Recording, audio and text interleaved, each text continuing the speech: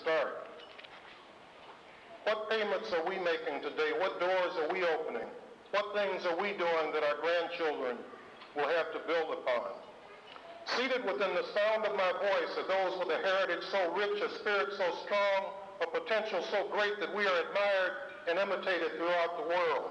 The African American is admired by everyone except the African American. Don't look to your right or left, look within. You are the descendants of kings and queens. It is you who have come from slave to statesman, from unemployed to underwriter, from secretary to scientist, from chief cook and bottle washer to chief executive officer. You are the one. You have greatness within you. You are the one to be a bright light in an often dark world. Let no man, nor policy, nor procedure, nor the lack thereof nullify what God has endowed you with. Learn and earn and network and support and persist as though the only affirmative action in the world was your own. Jane Browning Smith, former director of En-ROADS, stated, "We must conquer our own doubts and fears. It is the greatest mistake to sit and do nothing. Each of us must do what we can." Entrepreneur and activist Roscoe Dunjee expressed the belief, some people succeed because they are destined to, but most succeed because they are determined to.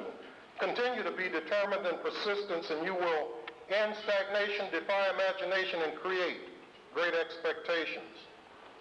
Although we have been stigmatized, ostracized, criticized, and negatively socialized, although our accomplishments have been minimized and our faults maximized, although our oppressors have rationalized and caused our suffering to be legalized, the question remains, what are we going to do about it?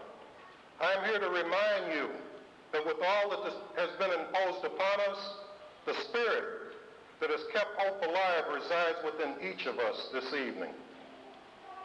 We simply need to feed that spirit with the food of education, water it with the liquid of perspiration, stir it with the winds of inspiration, stroke it with imagination, defend it when necessary, with indignation, maximize its growth, with determination, harvest it and watch it raise this nation. Author Stephen L. Carter says to be black in America is to live in a box, and the box has a label. That the label is not of your own making, not of your own choosing. My label would say that I, with the less than 20 percentile rating in persuasive ability, should never try to speak for a living or expect to be praised by internationally known speakers such as Les Brown. Those who have followed my activities for the past 6 months know that I have received 2 public endorsements from Les this year, along with George Frazier, author of Success Runs in Our Race. My label would say that I, an English class reject, should never expect to do something as seemingly complex as writing a book. Those who have followed my activities for the past 8 months know that I have written a book entitled Success Is You, which has already sold 40% of the first printing. My label would say that I, who spent more time in algebra class than Rip Van Winkle spent sleeping, should never expect to understand financial statements, balance sheets, and economics. Those who have followed my activities for the past few years recall my pioneering efforts to bring the message of equity ownership, equity investing, business ownership, and networking to the African American community. That message today is being repeated and practiced throughout the nation. So my question to you, is it the box or the label or our contents that really make our reality? That is the other part of the affirmative action we must take. We need to be constantly aware of the opportunities in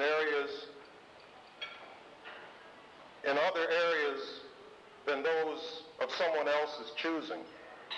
We need to call upon the strength and the vision of the Apostle Paul as we call forth those things that be not as though they were. Less than 0.5% of the authors in this country are African American, yet we all have a story to tell.